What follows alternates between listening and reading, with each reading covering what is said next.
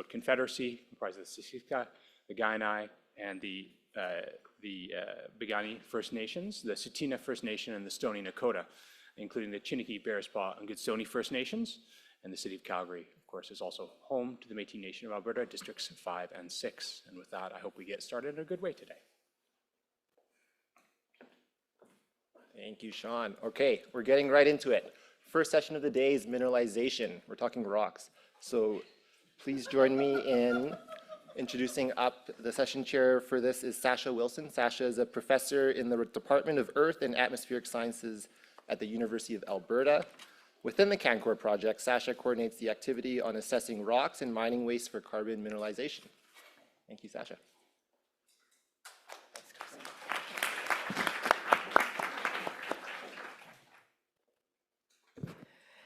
Thanks, Carson.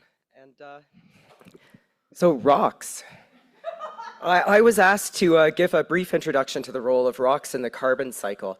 I hoped for 5 hours to get us started, but I've got 5 minutes, so bear with me. So here's a very quick introduction to the role of rocks in the carbon cycle. And so rocks dissolving in rainwater, believe it or not, regulate Earth's climate. They are Earth's thermostat. So in this image that we've got projected here, you can see a swirl of green and blue. And that's algae, so that's photosynthetic microorganisms in the ocean off the coast of British Columbia. And so what this is telling us is that rain is dissolving rock on the continent, and that's releasing nutrients, including dissolved inorganic carbon into the ocean, which is a food source for these microbes. And what they do is they turn that carbon that was once in the atmosphere into more microorganisms as biomass, and into magnesium and calcium carbonate shells. And over geological time, a surprising thing happens. Very, very slowly, those microbes and those minerals that they're forming turn into carbonate sediments. And so these are kilometers-long records of mineral deposition and carbon sequestration at the ocean floor. And so that's what the Rocky Mountains are made of. Carbonate minerals that have passed from the atmosphere through the oceans and back into the rock record. And so that's what carbon mineralization is aiming to do, to speed up this natural process that removes carbon dioxide from the atmosphere and turns it into a solid rock. And so I hope, are there some people who like chemistry in the audience today? Yes, awesome. Okay, so I've got a couple geochemical equations, and I've written them as recipes for how the Earth sequesters carbon. So the first way that the Earth sequesters carbon is that it takes magnesium and calcium-bearing minerals. So minerals are chemical compounds that make up rocks. They have chemical formulae, and they react in chemical equations. So this is a mineral called serpentine. It's very common in a lot of the ores that we mine in Canada for critical metals. So magnesium and calcium silicate minerals like serpentine are often bases. So there's a hydroxyl group. This is a basic chemical that occurs naturally. It reacts with carbon dioxide from the atmosphere that dissolves in rainwater to make carbonic acid. And has anyone ever gotten in trouble with their dentist for drinking too many fizzy drinks? I have. And that's because carbonated beverages are a bit acidic, just like rainwater. So this is a base and an acid neutralizing one another to make magnesium, bicarbonate, which is soluble carbon, and silicic acid in the oceans. And so that's turning carbon dioxide and air into a soluble form of carbon. So that's one way we can store CO2. A more permanent way that we can store CO2 is turning that CO2 into a new mineral, a new solid compound. So we can store CO2 in the structures, the atomic structures of minerals, which are solid. So we have the same reactants up top, a magnesium or a calcium silicate reacting with dissolved CO2, making acidic water. And when it makes a solid, it makes carbonate minerals, so magnesium and calcium carbonates, just like the Rocky Mountains are made out of, and hydrated silica. And these are pretty benign products. So if you've ever had a silica sachet that came in electronics and those little bags that say do not eat, that's what this stuff is. And carbonate minerals, this compound here is actually rock climbing chalk, if anyone likes to go bouldering or rock climbing. It's also used as an antacid. And so it traps CO2 in a solid form. So we're also going to be hearing a little bit about industrial decarbonization in cement and concrete. And so similar reactions are at play. So you can mine a carbonate deposit, like the mountain I showed you, for calcium carbonate minerals. And the natural chemicals look like this. They're pretty crystals. And what we do to make cement is we burn these crystals, and it burns off all the CO2 and releases it into the atmosphere, which is a problem. And the goal is to make this stuff, lime. It's highly reactive, and it's the main component that we use to make our buildings. But there's a reverse reaction that we can use to sequester the CO2 again. And this is something that naturally happens, but pretty slowly in built infrastructure, where the reverse reaction occurs. This highly reactive calcium oxide sucks up CO2 from the atmosphere, and it remakes the original mineral, but in the form of a human-made mineral or rock, which is a brick.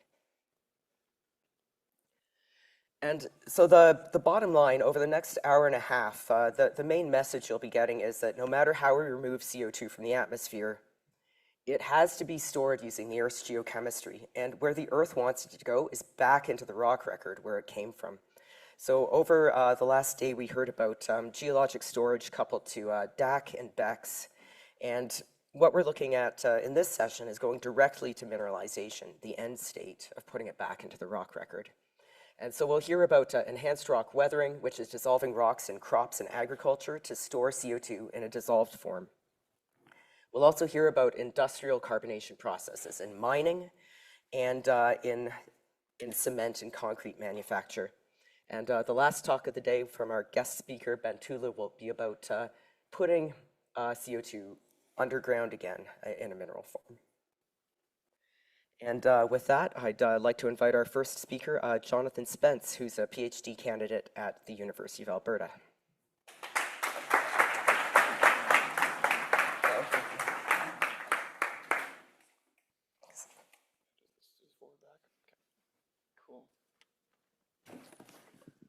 Okay, can everyone hear me?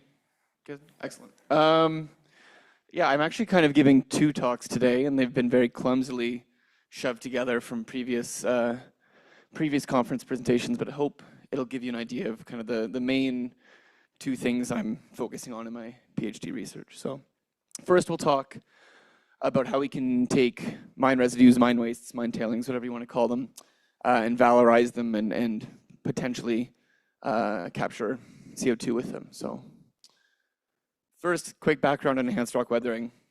So many screens. Sasha did a pretty good job of explaining this, but basically you either mine it fresh, you grind it, and you spread it on a field, or potentially with our experiment here, you take previously ground mine tailings, you spread it on a field, numerous benefits, including carbon capture, potential to introduce nutrients like calcium, magnesium, or silica into the soil. It reduces the dependence of farmers on agro-lime, which is a large expense, as well as pesticides potentially. And one huge advantage of this compared to other CDR techniques is it's quite low cost and low energy. So this kind of, you'll probably see this equation a few times. It's very simple carbon mineralization. This is with belastinite, which is kind of the exemplar mineral for enhanced rock weathering. And you have kind of two pathways for capturing carbon, one that's preferred to the other. So the top line there, you're converting your belastinite into dissolved inorganic carbon, which is going to be twice as efficient as the second pathway there, which is taking that dissolved inorganic carbon and re-reacting it into a carbonate mineral. So starting with that silicate at the first entry of that first line, and then ending with the carbonate. And that the balance between those two reactions is a really important thing to understand when trying to look at the rates of CDR, because you're going to get twice as much if you can capture it as alkalinity as you will if you reprecipitate carbonates. Just a bit of context. North America, we have a lot of farmland. So more than 500 million hectares. So it gives us quite a large playing field for CDR if we obviously want to expand it as much as possible. And we have a lot of rock. Unsurprisingly, we have a lot of either mafic or metamorphic rocks, both of which can be valuable. Not all of this is going to be valuable, but there are going to be hundreds of mines, as you'll see later in this talk, in North America that do have potentially valuable rocks for enhanced rock weathering or other CDR purposes. So the objective, the first thing we'll talk about is kind of my hands-on lab experiments, which I much prefer the computer component of it, but it was fun nonetheless. So in these experiments, we took 5 different rock types, and 3 of which were mine tailings, 2 of which were purpose mined for enhanced rock weathering, to look at the CDR potential of these different mine tailings, to try and determine the dominant mechanism of the CDR. Is it that alkalinity trapping or is it the mineral trapping? To consider contamination concerns. So this is a big thing, especially when we're using mine tailings. If they're rich in heavy metals, where is that heavy metal going to end up? Hopefully not in the plants and water, but it has to go somewhere. And then also to check if there are any biomass effects of adding these amendments. So will adding the potential nutrients from the rocks benefit plant growth, or will it harm plant growth? So this is the very ugly setup, but it worked. Growth chamber trials done at the University of Alberta. We used green peas, relatively Albertan crop, 5 rock powders, 4 amendment rates. So 20 different combinations, which don't ever do that. Terrible idea. And we studied each combination in triplicate just to try and get some sort of statistical power. And these were all the analyses we did on all of those samples many times. We looked at the water coming out the bottom of the soil pots. That's what the little collection cups are here. We looked at the actual soils. We looked at using XRF, TIC, and traditional spectral scanning. I'm not getting into that, but it's kind of an interesting part of it. And then we also looked at the plants using kind of traditional geochemical methods and also just testing the biomass. There we go. So this is just a little more background. These are where all my rocks came from. So the soil is from right here. Even though Edmonton has perfectly good soil, we started the trials in, I think, November. So we were frozen and they weren't, so it worked out. And all the rocks are from North America. One way up here, that's the kimberlite. So that's a diamond mined in Northwest Territories. And then the rest, a couple from Southwestern Ontario, Eastern US, and then a couple from the Western Canada. So it's not responding to me. So first thing we wanted to assess was what is our total potential CDR that we could get out of these rocks. And so I created this kind of modified equation from a really fantastic Palo et al. Paper to adapt it to enhanced rock weathering. And the equation here at the bottom is how you calculate it for the alkalinity trapping. And then obviously you're going to get not exactly half, it depends exactly on the breakdown of the minerals, but approximately half CDR potential if you're going to capture it as total inorganic carbon within the soils as opposed to alkalinity in the leachates. So some results. This is one of my favorite graphs I've ever made. It's quite beautiful trends of alkalinity. So as you, for all 5 rock types, as you increase the amendment rate, you're increasing the alkalinity and you're getting these really, really kind of beautiful trends. And so that's nice. That's a good proxy for CDR. We know something is happening. Still need to quantify it, but it's a good start. Soil inorganic carbon, a little more difficult. Now, we are working in the 50 to 150 ppm, so incredibly low levels of TIC, which is good for CDR, right? The less TIC we produce, the more that's getting driven into the alkalinity, which is what we want. But it does make kind of resolving this mess a little difficult. And then finally, total organic carbon. This one's a fun one because I think the error of the machine we use is right about 0.5%. And that's about the range of TOC we have here. So that is a bit more difficult to resolve. as it always will be. And I think that's when I talk to soil scientists, which I'm not one of, they have a lot of questions about this, and I think there are still a lot of trials that need to be done to test that. So just some basic numbers. We did have some promising CDR signals. So looking at just the alkalinity TIC capture, because TOC capture, no. I'm not going to pretend we're capturing 40 tons per hectare just because I got a 0.5% delta in my TOC. I think this needs to be taken incredibly lightly. But this is more interesting, getting up to this potential for about 1,400 kilograms per hectare of CDR, or up to 144 kilograms per ton of rock.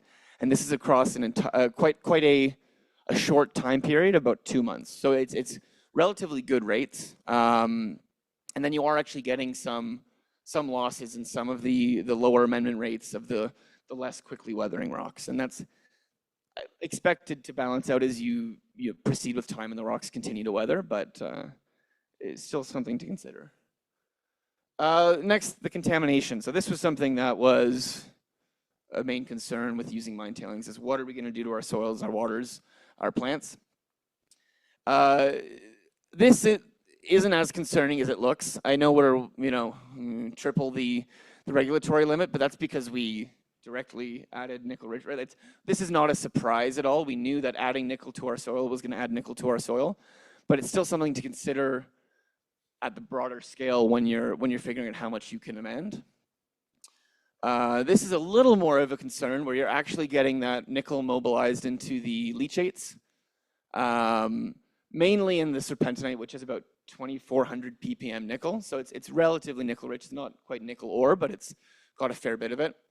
A little bit seen in the kimberlite as well, but not really significant above just the control. So, and then another one of concern is we are getting a noticeable and significant increase in the nickel in the actual plants itself. So obviously that's not what we want. We don't want to be eating nickel. So something to consider, and I think I won't mention it here, but in the future I will be looking a little more in depth into this piece here and seeing where the nickel goes. And unfortunately, Canada doesn't actually have a regulatory limit for nickel in your food, so be careful. But comparing it to the EU regulatory limit, we're actually we're approaching close, and our error bars for kimberlite are actually there. So, yeah, so just kind of summary. We did surpass some regulatory limits anticipated for soil, not as big of a concern, but then the more concerning is really approaching this potentially biologically harmful level of nickel in our food. And yeah, more long-term trials are necessary to understand this, and I think to get a little better understanding of the granularity of exactly where within the plants, the soil, and the waters the nickel is going. Finally, biomass. Again, take this one with a grain of salt. There were some issues with our growth chamber trial, or growth chamber lighting system that make me not certain about this result, but it is still something to consider that we do have quite a decreasing trend as you get much higher with the amendment rate, with the only kind of increase actually being seen at the wollastonite at low amendment rates, which makes sense because that's actually used as a soil amendment already. So just some final key findings. Promising indicators were seen on the kind of carbon capture side of things, while some concerning indicators were seen on the contamination things. And then we really need to be investigating the kind of crop productivity and TOC side of this a lot more, because that's not my expertise, but it's something that every single person who's an expert in that field is quite concerned about. So yeah, that's chapter 1. Clumsily, here's chapter 2. This is going to be an entirely different approach. It's actually going to be a GIS kind of LCA approach to enhanced rock weathering. So looking at how we can strategize the deployment of enhanced rock weathering for CO2 removal across North America once we decide that it's something we want to do. So yeah, as I get into it, I kind of want to point out that it is already happening. millions of dollars are being spent in North America, mainly in the US, but some in Canada now, on trying to deploy enhanced rock weathering, mainly with basalts and molastonite. But it is happening, and it's happening, quite large sums of money already at relatively kind of quick startup times. And I think some questions still remain about how we can do this cost effectively, and what's feasible where in North America. And while there have, oh my gosh, I can't use this clicker. While there have been some preliminary studies that have kind of had some interesting results, I think larger scope and increased granularity are entirely necessary here. So yeah, TLDR, enhanced rock weathering, is growing rapidly already in North America. There have already been hundreds of millions of dollars spent.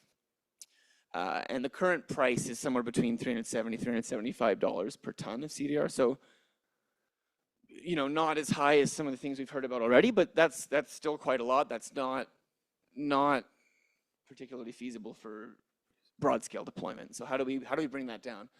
And this is just a little comparison between it and some other techniques and where the price is falling. So the current kind of deals are quite high up on the other techniques, and that's obviously not going to work if we want to just deploy it broadly. So yeah, can it be deployed for less? The answer is yes, but we'll talk about how we get there. So my analysis, GIS based, assessing kind of all of North America for enhanced rock weathering. Completed using kind of traditional LCA and TEA for the non-spatial aspects. So the mining at the mine sites, the grinding, and then the spreading at the farmers' fields.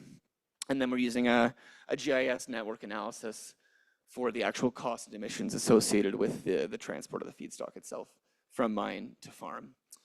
So as I mentioned earlier, these are all the mines in North America with potentially, well, I don't want to say all, as many as I could find, the mines in North America with potentially valuable rocks to enhance rock weathering. A ton of basalt mines in the Pacific Northwest kind of expected, only a few willastonite mines, kimberlites mostly in Canada with a couple in the US, and then serpentinite in the kind of Blue Ridge Mountains expected here, and yeah, a few in the kind of nickel mines of Canada. And again, farmland, we got lots of it. If you kind of look at the way it overlays with mines, it's not particularly great, right? You don't see a lot of farmland where you see a lot of the mines, but there is some overlap. And we considered about 223 million individual hectares of farmland in this analysis, so quite a lot. As many as were found in a kind of remote sensing approach. So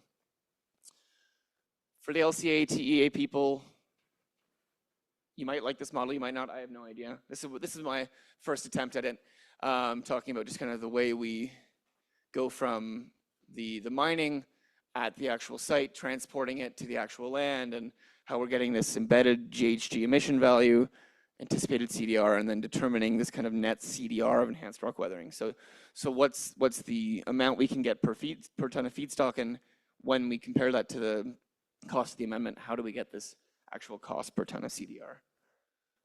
So this is the basic kind of intro CapEx, fixed OpEx calculations.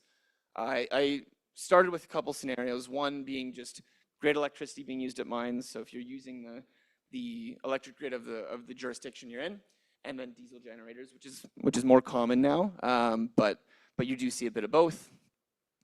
And the emissions, so this is per ton of rock, not per ton of CDR, can range anywhere from 7 to 31 tons, or on grid electricity up to 38 tons on diesel. And then the costs range anywhere from $12 to $30 to extract it from the ground, grind it, and spread it at the farm. So nothing in between, just those steps.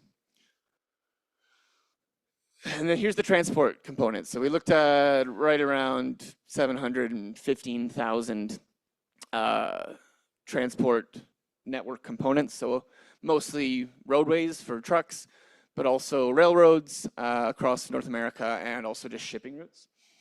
And all these values came from the ECCC's fuel life cycle model for the emissions, and then it was computed in ArcGIS and Python. And so this is what we found. So this is just one example of kind of a transport map and a bit of a heat map of where you're getting the most emissions to transport rock from one place to another. So the green is obviously where, I mean, as you can see, it's kind of proximal to where all the mines were. And that's obviously where it's going to be, the life cycle assessment of your enhanced rock weathering is going to be much nicer. And then as you get into the yellows, it gets, you know, once you get up to this 191 kilograms of CO2 per ton of rock, if you're only sequestering 400, you're really, you're cutting into half of your potential savings there. And so yeah, emissions range anywhere from about 7 to 190 kilograms per CO2 per ton of rock spud, and then costs range anywhere from 14 to 270. So that can be that can be quite expensive, obviously. You saw this before. This was used in the CDR potentials here were used to help calculate the potential cost per ton of CDR in the model. I won't go into it again, but same modified equation. And this is what we get. So this is the optimized enhanced rock weathering CDR cost for every single hectare of farmland in North America. So the cheapest, and this is including everything from the mining, the grinding, the spreading, the transport, you can get it anywhere from $17 at its cheapest, up in this kind of area, up to, you know, when you go into really like Central America, up to $360 per ton. So that's obviously when it gets quite expensive. But I will note that even that highest value is lower than what the current deals are going for. Now, this is not including any profit for the ERW company here, obviously. But it's still kind of an interesting thing to note how cheaply it can get done. And obviously, if you can kind of see it here, but the optimal regions include the southern Canada, the prairies, and then the northeastern USA, and then California as well. So just some statistics, some kind of final summary results. This is the mean cost. So $73 is the average cost for every single hectare of farmland in Canada to deploy it in the grid electricity scenario, up to $85 in the diesel generator scenario. So quite, and this is these are US dollars, I should say. So a little more than Canadian dollars, obviously, but still quite feasible, right? That's quite a reasonable value, especially, you know, Canada and the US. As you get to Mexico, Central America, it gets a bit more expensive, but the Caribbean, because it's accessible by boat, is also pretty cheap, which is nice. And that's also where you're going to get higher weathering rates from increased temperatures and precipitation. So things to consider there. And then the kind of final thing I wanted to look at really was, how does this relate to, you know, the kind of $100 per ton goal or actual current carbon prices? So in Canada right now, on the diesel scenario, you're getting 341,000 hectares of farmland that are actually accessible below our industrial carbon price. Much more, obviously, in the electric grid scenario.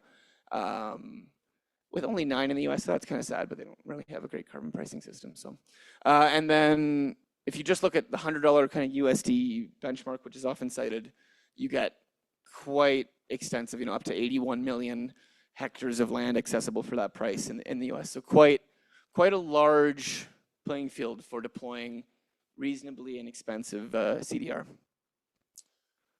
This is, you're not meant to read this, but this is kind of just a summary of one of the outputs we have. So one of the kind of nice things about this is for any jurisdictions, any province, territory in North America, we've been able to execute an average cost of the optimized. So optimized being, you look at any rock type and pick the cheapest, and then also this part of the table on the right of this part will show you actually broken down by rock type. So if you wanted to understand what's the cost to deploy wollastonite enhanced rock weathering on average in Nova Scotia, you could find it in this table, which will be added as one of the supplementary materials for the paper that eventually gets out of publishing purgatory. So, and just kind of a final wrap up comparing it to that initial graph I showed you. Here's where our ERW deals are. Here are the other types. And here is the actual range we've been able to find for North America. So $17, obviously there are very few areas accessible for that, but still, you know, relatively low-hanging fruit, and then up to $363. So still below the ERW deal price, but not much. So kind of have to prioritize, and that's, I guess, the goal of this map here. So yeah, just a final look at, I thought I'd show everyone what it's like in Alberta. So quite cheap. Get it anywhere as low as $70 in Alberta, up to $100 is kind of the range for all of Albertan farmland. And yeah, key takeaways, ERW can be achieved for prices well below the current offset deal level. It varies greatly by region and feedstock type as anticipated. And yes, it can be priced competitively to other CDR methods. So next step on this, expanded globally, this analysis. I'm also going to try and add in a little more regional lithology to get a bit more variability in the feedstock CDR potential. And I think that's it. I've just started Sumaila slides. So.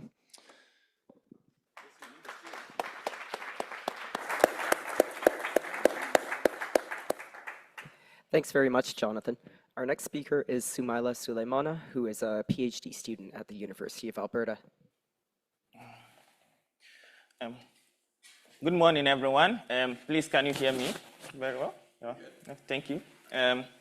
Thank you, Professor Sasha and Jonathan, for the pre-presentation. And I'm Sumaila, and I'm being supervised by Professor Sasha Wilson and co-supervised by Professor Sylvia and Simon. Professor Sylvia is a professor at U of C here, and Professor Simon is a professor at University of Nevada in Reno in US. So basically, in my aspect of the project is to look at mapping and assessing CO2, mineralization and critical metal recovery potential in rocks and mine waste across Canada.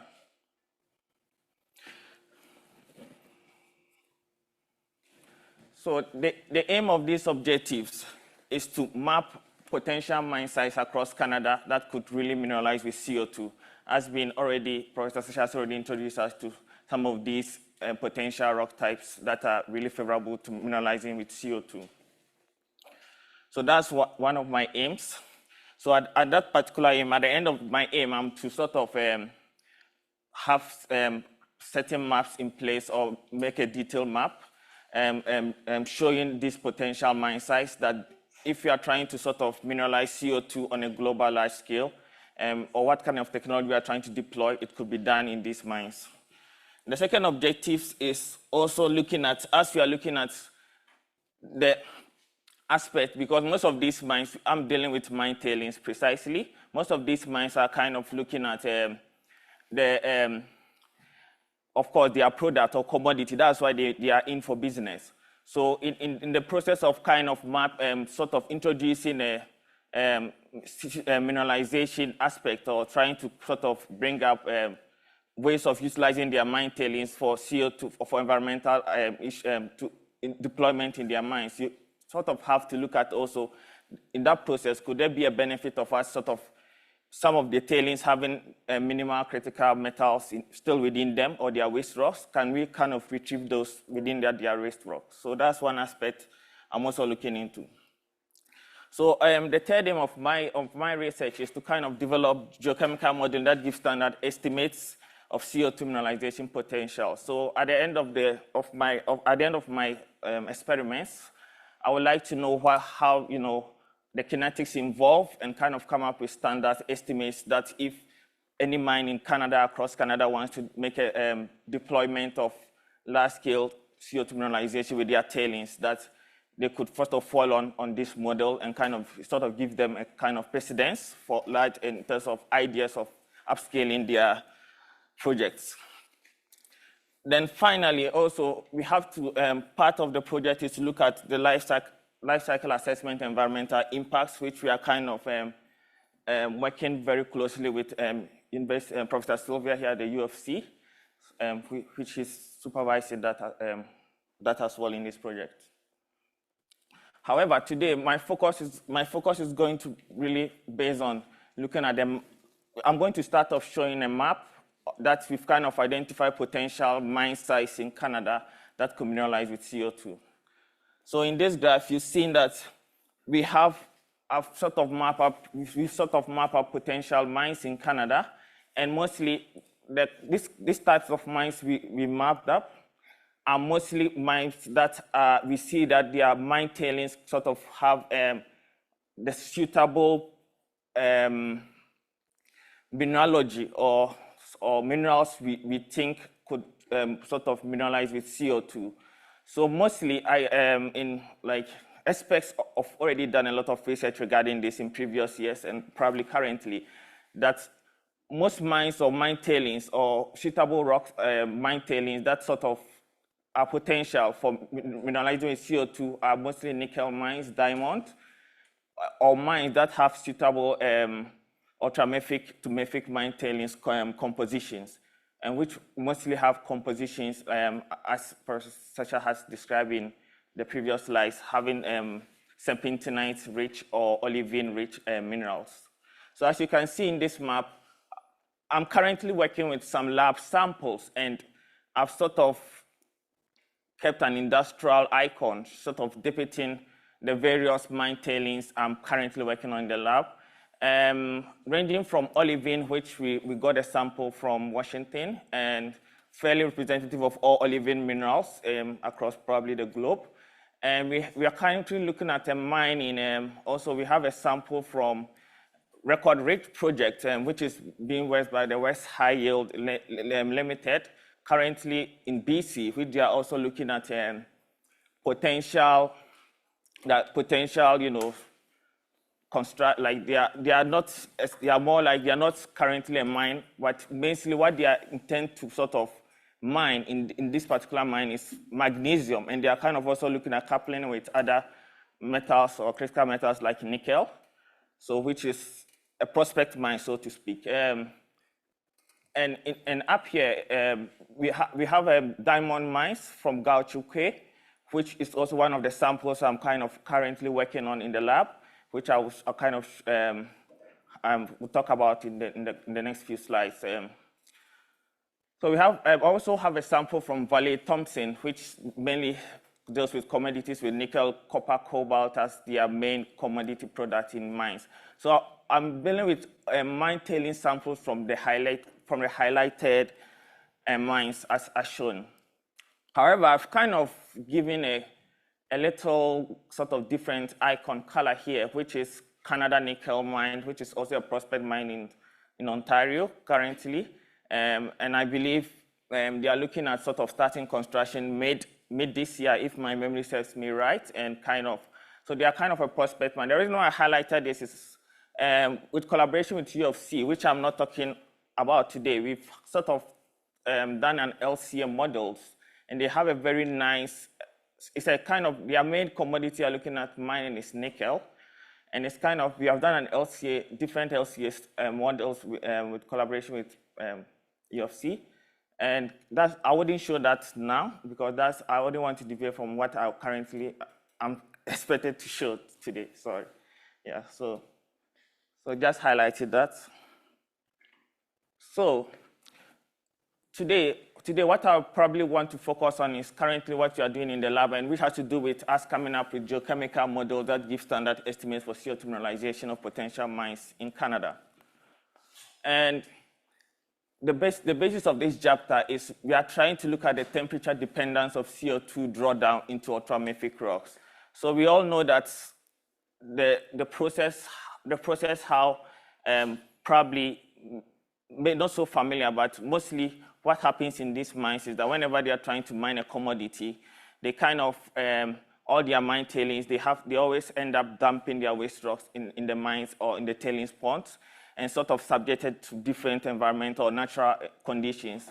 So in this experiment, we are trying to look at various temperature ranges of how this is being affected, how these mine tailings are being affected if they are actually having the constituent samples we are currently investigating. So what we intend to kind of come up with after this experiment is to kind of quantify CO2 uptake in 6 ultramafic materials, CanCO2Re, which I did show in the map, a diamond mine, Valley Thompson nickel mine, which I showed earlier in the previous slides, and Record Ridge Mine from West High Limited, I believe. So looking at the various, so what kind of temperature ranges are we sort of currently subjecting these mine tailings into in the lab? We kind of set them into 4 degrees, which is the lowest, 20 averagely, and 40 degrees Celsius respectively. And so what we did was we exposed, I'm going to show this in the next slides. I think that'll be more intuitive to kind of look at. So we expose these mine tailings over a period of time, 24 hours, a week, and a month, and 3 months, respectively. And we are trying to sort of, to ambient CO2. We are not trying to pressurize any CO2 into that. So the ambient CO2 that's within the lab. So trying to see how, over time, are these mine tailings going to mineralize with CO2? Are they going to combine and form the carbonates or kind of mineralize to form the carbonates we are trying to achieve at the end? So the samples we kind of work with ranging from, like within these 6 mine tailings, ranging from different serpentine polymorphs, olivine, as I did explain, which is one of the end members is phosphorite and iodide brucite. So at the end, we want to estimate the reaction rates, which is our key sort of conclusion, and the data relevant to Canada's climate. So this is how we sort of set up in the lab, and probably have to come back a bit too. Sorry. So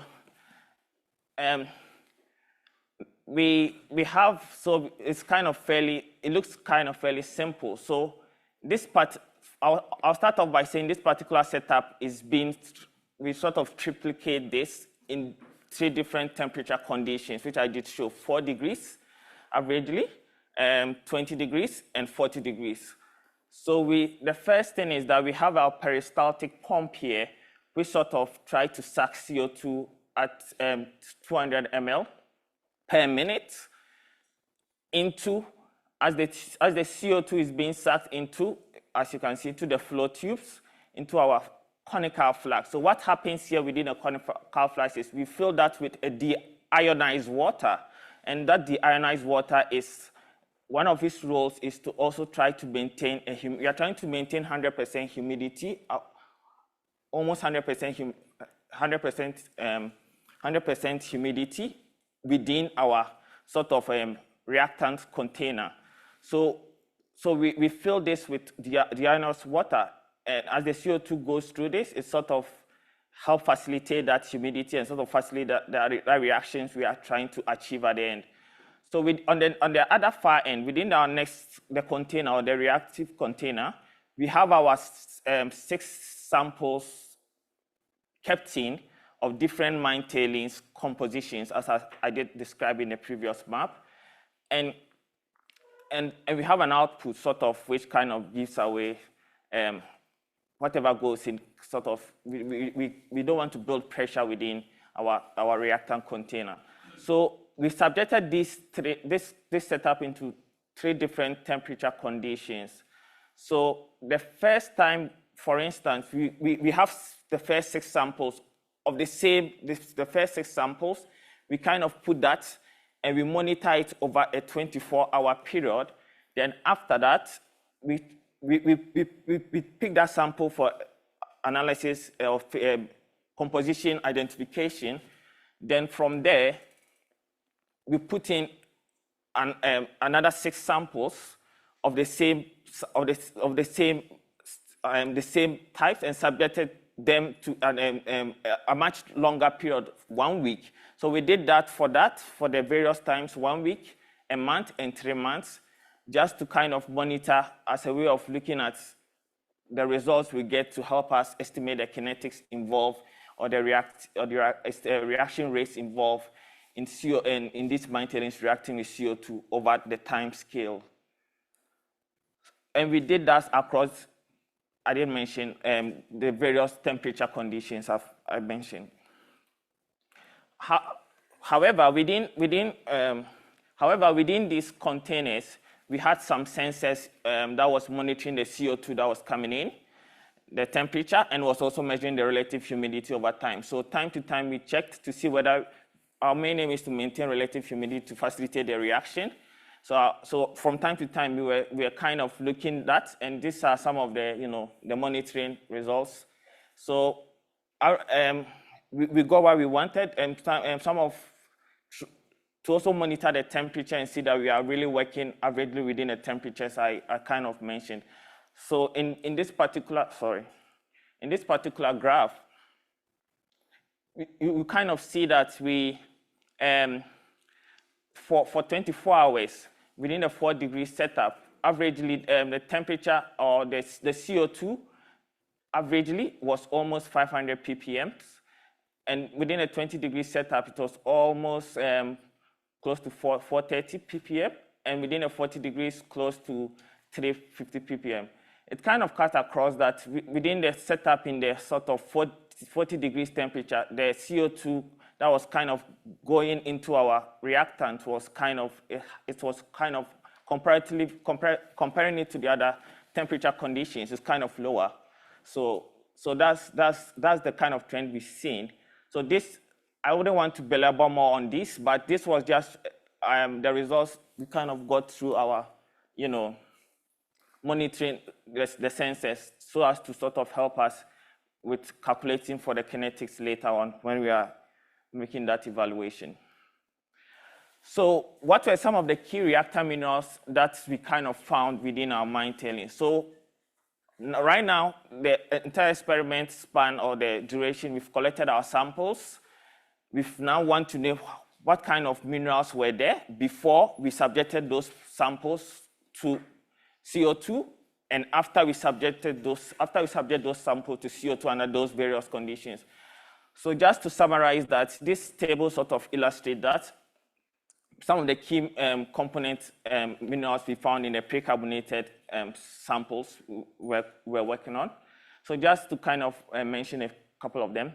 Brucite, which is very peculiarly one of our favorites in terms of reacting with CO2 because it really reacts with CO2.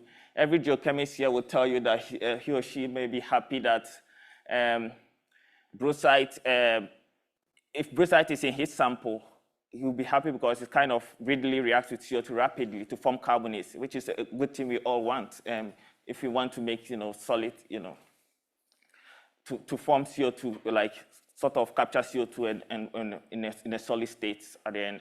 So the various serpentinite variations we found were ranging from, I know these names may be unfamiliar to people who are not very geochemical, but I can't help it by just mention. Lizardite, antigorite, and chrysotil. So these are some of the variation minerals we found in some, and this is the chemical formula. We've realized just an olivine is phosphorite, and we've also sort of identified iowite within our pre-carbonated samples. So just to kind of give an idea, probably what we're actually trying to achieve is, we realized that within the chemical formula here, all these minerals kind of have, similar, have magnesium, Mg kind of in them. And that's what we really want to kind of achieve here. We want to get this Mg out of these pre-carbonated minerals and kind of mineralize with CO2, kind of when it combines with CO2 to form magnesium carbonates or dipenites or other. So that sends me to my next slides. And so we end up having this, we observe this carbonate product using from our SRD analysis. So some of the key minerals we found were dipenite, hydromagnesite, magnesite, and pyrorite. So these were some of them, and the kind of observed changes we've seen. Okay, so just also to show evidence that truly the tailings we exposed in the lab are showing signs that they've been carbonated. When we run this through EVA, which is a software, we try to do phase identification or kind of find a composition after we've run our SRD samples.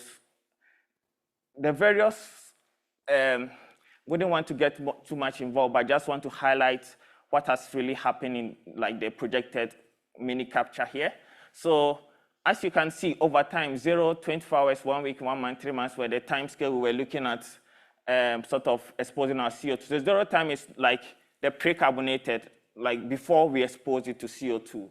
So you can see that at the very peak, this is a brucite peak. So at the very peak shows that there was a peak intensity here depicts there's a brucite that's being formed, or brucite exists in our formation, in our sample.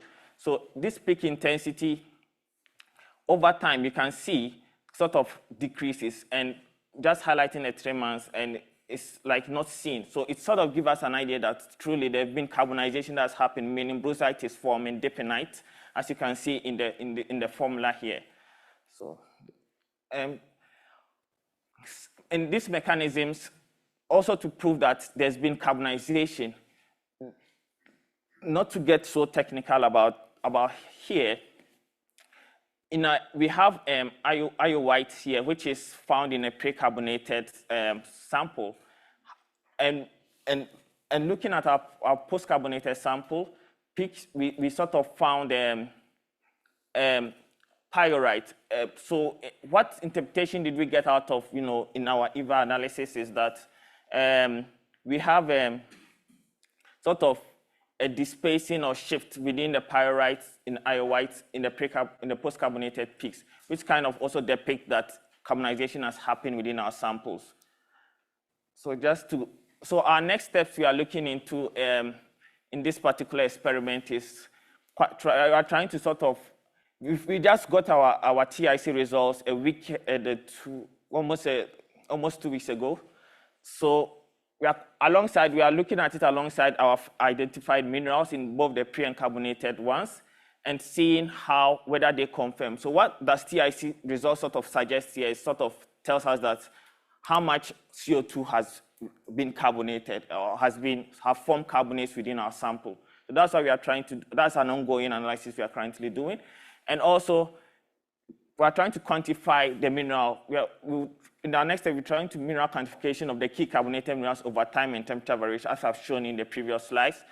And also, finally, which I did say was our main aim on this particular experiment, is to estimate the reaction rates, mineral type for large-scale CO2 mineralization application at mine sites across Canada. So this is what we intend to do in our key next steps in this particular experiment. And in all, the whole result is to kind of create, a system or kind of a result that if there's going to be large-scale deployment in this mine and kind of mine tailings, mineralization, CO2, trying to capture CO2 with mine tailings has a lot of technology and sort of innovations currently ongoing. However, the application across Canada is on a large-scale deployment scale. To the best of my knowledge, is still, we are trying to still get there. So what these experiments we are doing in the lab is trying to also help, experts to kind of build out upon that and sort of able to sort of see that, okay, we can sort of make this deployment in our tailings ponds in the mines. Okay, thank you very much for listening.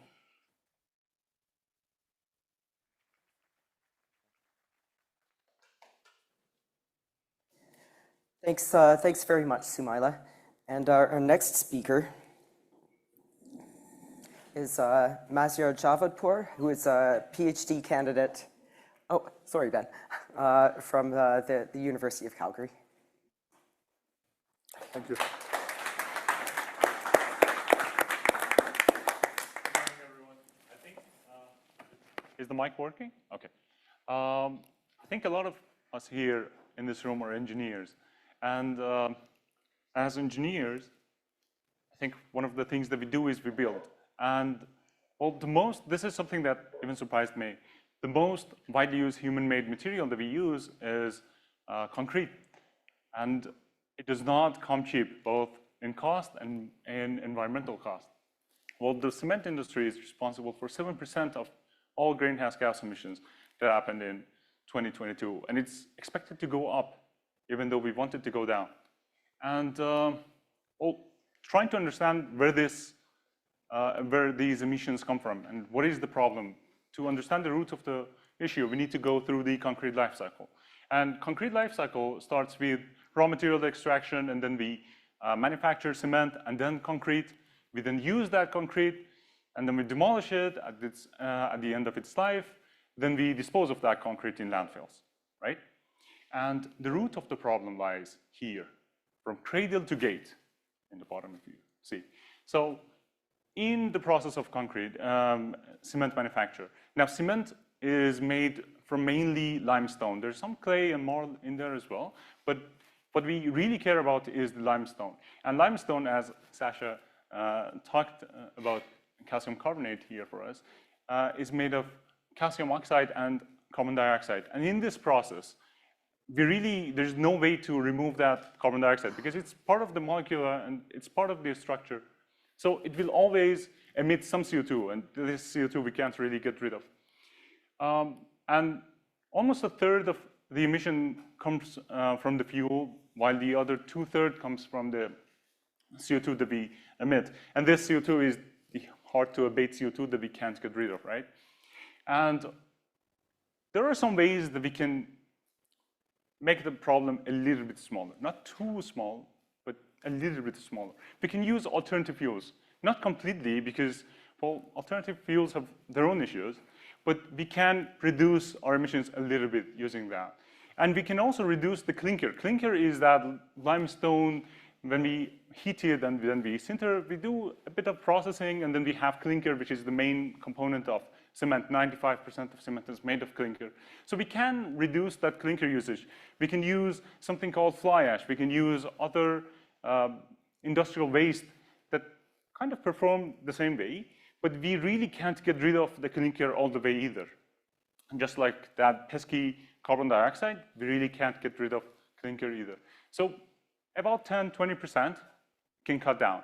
But as you can guess, this is very limited emission reductions. We really are not fixing anything doing that. So to really make big step toward the right direction, we need to do carbon capture and storage. Because, well, with carbon capture and storage, we're just getting all that carbon dioxide, or most of it, 90% of it, captured, and then we're storing that. But everyone in this room, I think we know that carbon capture and storage has its own issues as well. It has more energy that we need to consume, so it doesn't come cheap. It has its own costs. And we need to store that CO2, right? And sometimes that CO2 storage is not available. Local CO2 storage, not available. That means we have to ship our CO2 to places sometimes far away, and it is very costly to do that. So the entire process is very expensive. That's why scientists try to solve the problem, because now, if you followed me so far, we have all the CO2 that we have captured, and we really can't get rid of. Now, to get rid of the CO2, we have to do transportation, which is costly. So they looked at concrete, and they saw that, if you remember the molecular structure, the calcium carbonate has CO2 in it. And they saw that concrete can absorb some of that CO2 during its useful life and its end of life after it's crushed, to absorb some of that CO2 from the atmosphere and kind of redeem itself in a way. But so they looked at that and they said, maybe we can do something called carbonation curing. We can put all the concrete blocks in the same room and then bombard it with CO2, and it will absorb some of that CO2. And maybe we can just do that, and let's see what that will do.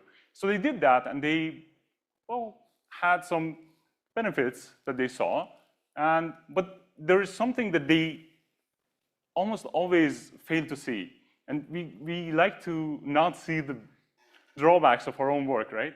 Because what they did not say is that, yeah, sure, we absorb a lot of CO2 here, and I know the CO2 molecule does not look like that. This is just for illustration purposes.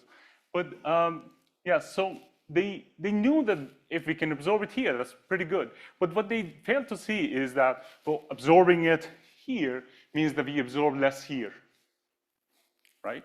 But that's something that we shouldn't fail to see, I think. And there's another way that we can utilize our CO2, the CO2 that is now our problem, and it is by doing mineral carbonation. So in mineral carbonation, we take those minerals that Sasha also talked about, and Jonathan did a bit as well, serpentine and olivine. We take those, we bring them in. And if you remember the molecule, and I don't expect you to, they have magnesium and calcium, and they also have silicates. Now, these silicates are very similar to those materials that we can replace clinker with. So they So they basically bring those minerals in, and then they carbonate those minerals. So we get rid of that carbon dioxide that we have now captured. And during the process, we can also have this product, which is the silicates, and we can put that into concrete to reduce our cement consumption, achieving dual benefits. So that's also something that we can do. But again, these also have their own issues. With mineral carbonation, we have to transport those minerals. We carbonate them, and now we have carbonates, a lot of carbonates. Now we have to transport these carbonates to landfills. A lot of transport is involved here. And we saw that with mineral carbonation, we also get less situ. So as you can see, we have a lot of issues that we need to look at, a closer look. And to do that, well, we modeled how the useful life is affected by carbonation curing and try to answer these questions. Okay, so let's talk a little bit about the results of our LCA that we looked at. So the first one here, this is the conventional pathway that we have. And this is for concrete blocks, mind you. For concrete blocks, we can see that we have a CO2 uptake, but with mineral carbonation, even though we expected more CO2 uptake, you can see that the change is not that much. So the change from here to here is actually not so much. And in life cycle assessment, we always have uncertainty. Uncertainty is something that we can't get rid of. So if something is just a little bit smaller than the other thing, we really can't say which one is bigger and which one is smaller. We just say these are equal. Unless something is substantially smaller than something else, then we can say that we have achieved reductions. Now, here we can see that, well, we have achieved one substantial reduction here. And this is with applying carbon capture, of course. With carbon capture, we can see that we are reducing our carbon footprint by almost 40%. And that's something that we just have to do. We really can't get away from doing carbon capture. And then this is a process that is exclusive to concrete blocks, and we don't use it in other forms of concrete, but we have a process called steam curing. Now, steam curing is very energy intensive, and we need to do that in concrete blocks.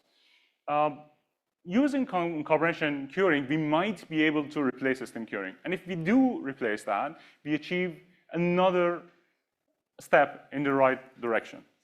So the two steps are CCS and steam curing elimination. And as you can see, the mineral carbonation and carbonation curing, and when we compare these three, we really don't see a reduction. And therefore, we can say, even though we guessed and we know that in theory, we should be achieving reductions, in fact, we're not. Because all the additional energy that we're using, all the transport is kind of making up for it. But what is good about mineral carbonation? And if you remember, we said that we're not doing that just for the emission reduction. We're doing it for because we have all the CO2 that we need to get rid of. And it does get rid of quite a bit of that CO2. So in conventional concrete, this is the CO2 uptake that is occurring naturally.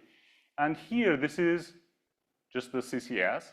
So this is very, very much the same process, just with implementation of carbon capture and storage. And as you can see, we need to store quite a bit of CO2. But if we look at here, we have reduced the amount of CO2 that we need to store almost by 50%.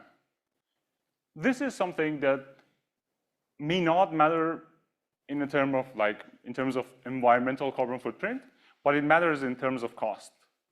So for those cement plants that have to ship their CO2 to offshore storage locations, this then can be very meaningful. For cement plants in Alberta, probably less meaningful. But we don't know. We need to look at that. And just some takeaway messages from here is, well, achieving net zero, if you want to get to that net zero, and you can't see net zero here because we have not implemented all that there is. We're just looking at CCUS. We're just looking at what can we do with that CO2 within the concrete industry itself. We're trying to avoid all the creative accounting here. But achieving net zero cement, we have to do carbon capture. that's just one thing that we have to do. We can't get rid of it. There's no way around it. We have to just take that step. And another thing is carbonation curing and mineral carbonation do not really give us a benefit in terms of carbon footprint, but they do reduce our need for geological storage. But one thing that I really should have talked about is the fact that even though they do not give you a reduction in carbon footprint, in some scenarios, they actually increase your carbon footprint. So, because they have their own additional energy that we are consuming, if we, for example, use a lot of electricity here in Alberta, as opposed to a lot of electricity in Ontario or Vancouver or Quebec, you can see the difference already in your mind. If we use it in Alberta, we can even achieve not a carbon footprint reduction, but have a carbon footprint increase in our hands. So that's something just to keep in mind, that the net carbon footprint of CCUS scenarios is very sensitive to regional conditions and to carbon intensity of the electricity grid. The next steps of our work will be to do a cost model of this, and then we'll do some optimization to have a decision-making framework for all cement plants in Canada to see which cement plant would opt for which option and how we can really allocate resources like minerals or storage locations between the cement plants. Thank you.